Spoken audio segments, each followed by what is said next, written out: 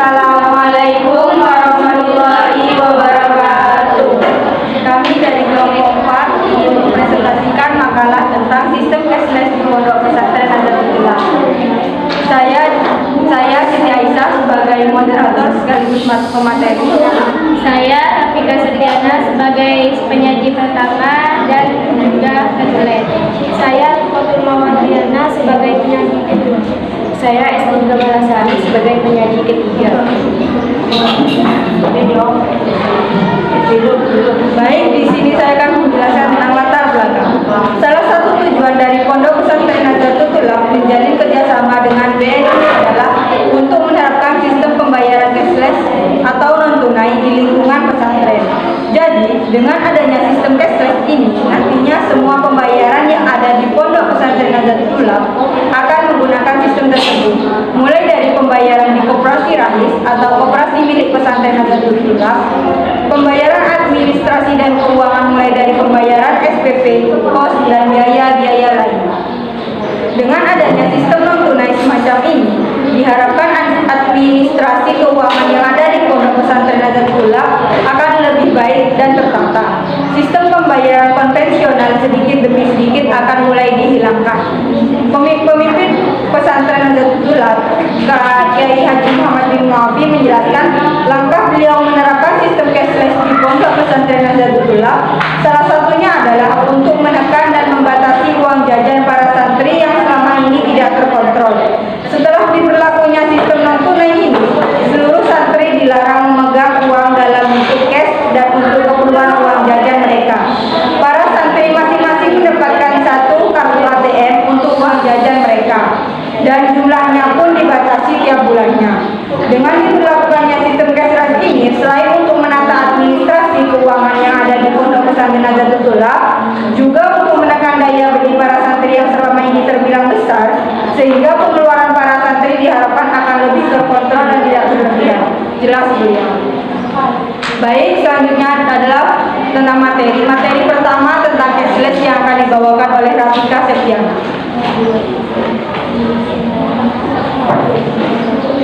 Terima kasih kepada moderator. Baik, di sini saya akan menjelaskan tentang cashless.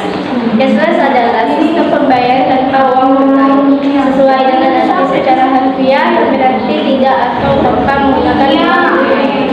Cashless mengacu pada pembayaran yang berbentuk digital. Banyak sekali kemudahan yang ada pada zaman ini, terutama kemudahan dalam bertransaksi. Sistem cashless salah satunya. Sistem ini dapat membayar transaksi tanpa menggunakan uang fisik atau uang tunai. Sistem ini bisa dijalankan menggunakan ATM. Untuk pembayaran hanya memerlukan sistem cashless saja. Sistem cashless yang menggunakan ATM akan sangat membantu kontak terutama santri. Kartu ini sebagai pengganti uang tunai. Santri juga tidak harus mengantri di loket lagi untuk mengambil uang jajannya. Penjual tidak perlu lagi menukar uang untuk pembelian. Tinggal gesek, masukkan password, bayar sesuai nominal, selesai. Kelebihan memakai sistem cashless yang dijalankan memakai ATM ini sangat banyak sekali, seperti memudahkan santri saat membeli jajan tanpa membawa banyak uang di dompet, minimalisir kehilangan uang untuk bisa membatasi uang saku santri, memudahkan penjual tanpa ribet mencari saku kembalian. Uang yang terpotong untuk menggunakan cashless diambil dari uang saku masing-masing santri. Selama santri memiliki uang di pondok, maka santri bisa berbelanja dengan pembatasan yang diatur oleh pondok. Pembatasan dilakukan agar santri tidak boleh dalam menggunakan uang sakunya. Santri Nahdlatul tidak boleh bertransaksi atau membawa uang tunai, bisa disebut cash. Bagi santriwan atau santriwati yang menggunakan cash atau uang tunai akan dikenakan sanksi. Karena banyak santri yang meminta kepada orang tuanya hanya untuk membeli sesuatu dari online seperti all-shop atau beli-beli di luar area pondok dengan jaminan siswa-siswi yang non-pondok. Apabila ketahuan menggunakan uang tunai, maka uang tersebut akan diambil dan tidak dikembalikan, tetapi akan digunakan untuk membeli bahan pokok dapur atau makan bersama. Selanjutnya saya serahkan kepada moderator. Untuk materi kedua yaitu tentang ATM yang akan dijelaskan oleh Rikotul Mawardian.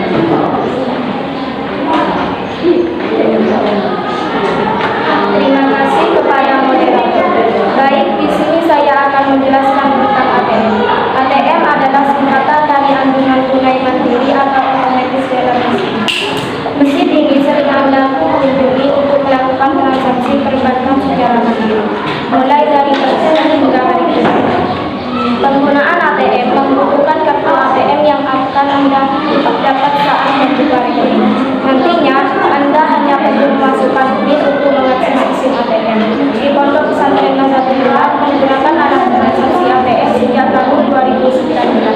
ATM digunakan santriwan atau santriwati untuk bertransaksi selama mereka ada di pondok atau di luar. Tetapi batasan saldo setiap santriwati 300.000 per bulan, sedangkan santriwan 250. Apabila lebih dari nominal tersebut, maka saldo ATM tidak akan masuk ke nomor rekening tersebut dan lebihnya akan masuk di bulan depan. ATM yang digunakan saat ini terdapat 2 rekening ATM. Rekening ATM bukan hanya untuk santri yang dari pondok pesantren Nazatul Ulum, melainkan bagi yang pondok juga mendapatkan rekening ATM. Yang pertama adalah rekening yang digunakan untuk uang jajan. Adapun proses memasukkan uang jajan yaitu melalui outlet ke BAK atau bagian administrasi keuangan. Lalu dari BAK mentransfer ke setiap rekening santri. Akan tetapi saldo ATM dimasukkan hanya setiap hari Selasa dan Sabtu. Yang kedua adalah rekening DE untuk uang tunggakan per bulannya. Rekening ini digunakan ketika wali santri yang ingin membayar tunggakan tetapi tidak bisa datang ke pondok pesantren langsung, maka bisa melewati rekening DE tersebut. ATM ini mempermudah wali santri untuk mentransfer uang jajan bulanan SPP. Cara menggunakan ATM sebagai berikut. Ketika kita sedang membeli sesuatu yang harganya di atas 20.000, maka kita harus menggunakan ATM. Yang pertama, ambil ATM di outlet, kemudian kepada kasir yang berjaga. Yang kedua, masukkan 6 digit PIN ATM tersebut. Yang ketiga, masukkan jumlah yang ingin diambil. Yang terakhir, pilih cetak resep jika ingin mendapatkan struktur transaksi. Dan apabila mesin transaksi, maka transaksi tersebut dihasil.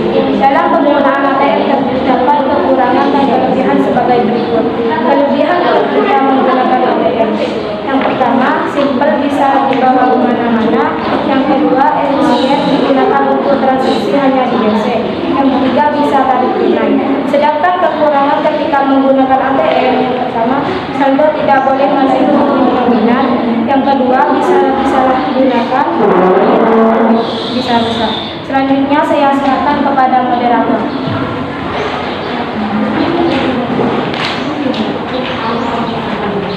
Baik, yang ketiga adalah materi terakhir yang akan dibawakan oleh Estin Kemalasan.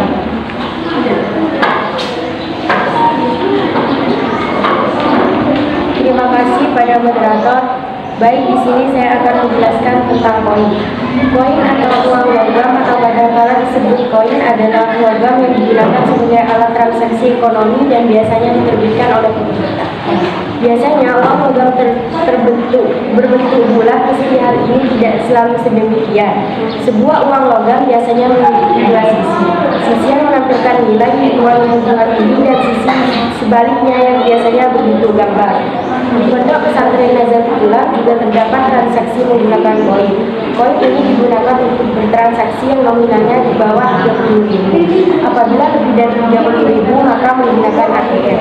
Koin ini berawal dari jumlah uang jajan santri yang melewati batas. Tapi pondok sudah menentukan maksimal uang jajan santri. Sebelum adanya koin, santri menggunakan buku tabungan yang jumlahnya tidak dibatasi. Maka dari itu transaksi santri berubah dengan menggunakan koin.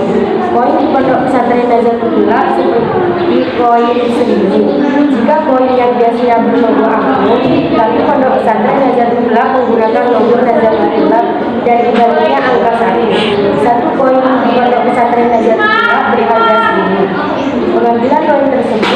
jadwal agar santri bisa hemat. Jadwal ini dimulai dari hari Sabtu sampai Kamis. Untuk santriwan atau santriwati SLTK setiap hari Minggu, Selasa, dan juga Kamis. Sedangkan SLTP setiap hari Sabtu, Senin, dan Kamis.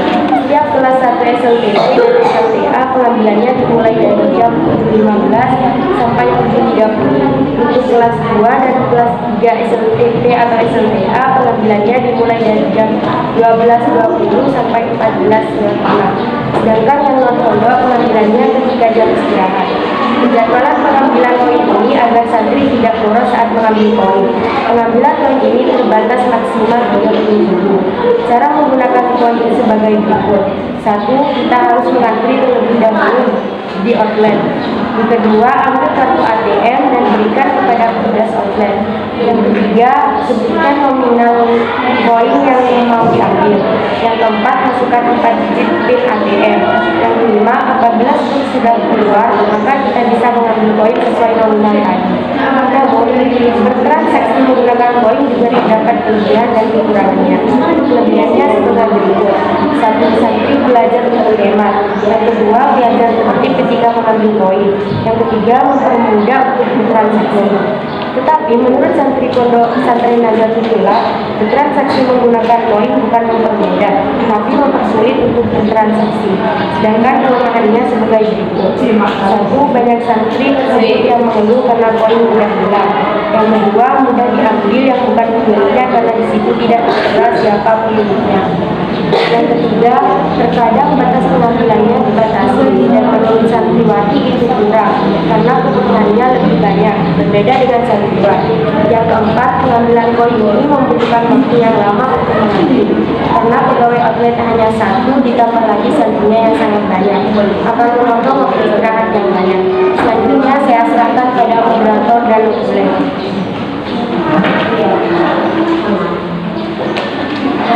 Baik, untuk yang keempat yaitu sesi tanya jawab.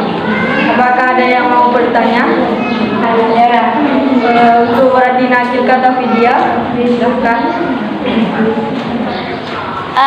Perkenalkan, nama saya Radina Kilkatafidia. Saya mau bertanya, struktur transfer uang dari rumah ke ATM bagaimana caranya? Terima kasih. Kemudian untuk Pak Iza, silahkan.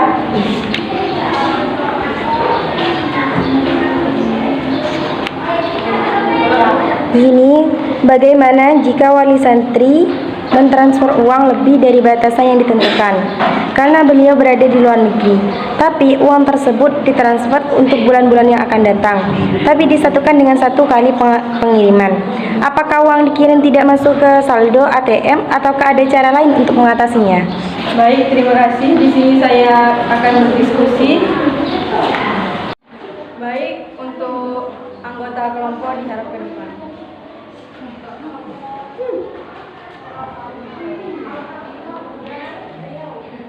Baik, setelah kami berdiskusi, kami akan menjawab pertanyaan dari Radina dengan Ica. Baik, di sini saya akan menjawab pertanyaan dari Radina. Adapun proses memasukkan uang jajan yaitu melalui outlet ke BAK atau bagian administrasi keuangan. Lalu dari BAK mentransfer ke setiap rekening santri. Akan tetapi saldo ATM dimasukkan hanya setiap hari Selasa dan Sabtu. Yang kedua yaitu saya akan menjawab pertanyaan dari Faiza. Faiza bertanya bagaimana jika wali santri mentransfer uang lebih dari batasan yang ditentukan karena beliau berada di luar negeri, tapi uang tersebut ditransfer untuk setiap bulannya yang akan datang, tapi disatukan dengan 1 kali pentransferan. Apakah yang dikirim tidak masuk ke saldo ATM atau ada cara lain untuk mengatasinya? Karena di sini ATM-nya sudah dibatasi dengan santriwati yaitu 300, santriwan 250. Apabila lebih dari nominal tersebut, maka transfer tersebut gagal atau mentah. Baik, di sini saya akan membacakan kesimpulan dan saran. Kesimpulannya adalah cashless adalah sistem pembayaran tanpa uang tunai sesuai dengan arti secara harfiah yang berarti tidak atau tanpa menggunakan uang tunai. Cashless mengacu pada pembayaran yang berbentuk digital. ATM adalah singkatan dari anjungan tunai mandiri atau automatic teller machine. Mesin ini sering Anda kunjungi untuk melakukan transaksi perbankan secara mandiri, mulai dari transfer hingga tarik tunai. Penggunaan ATM membutuhkan kartu ATM yang akan Anda dapat saat membuka rekening. Nantinya Anda hanya perlu memasukkan PIN untuk mengakses mesin ATM. Uang logam atau kadangkala disebut koin adalah logam yang digunakan sebagai alat transaksi ekonomi dan biasanya diterbitkan oleh pemerintah. Biasanya uang logam terbentuk bulat meski hal ini tidak selalu demikian. Sebuah uang logam biasanya memiliki dua sisi yang menampilkan nilai uang yang diwakili dan sisi sebaliknya yang biasanya berbentuk gambar. Dan terakhir adalah saran. Dalam penyusunan makalah ini kami menyadari bahwa yang kami tulis masih banyak kesalahan, baik dari sisi materi dan cara penulisan. Oleh karena itu, penulis mengharapkan saran yang bersifat membangun kesempurnaan makalah ini, sehingga makalah ini dapat menjadi wawasan pengetahuan bagi pembaca. Cukup sekian presentasi dari kami, kurang lebihnya mohon maaf. Wassalamualaikum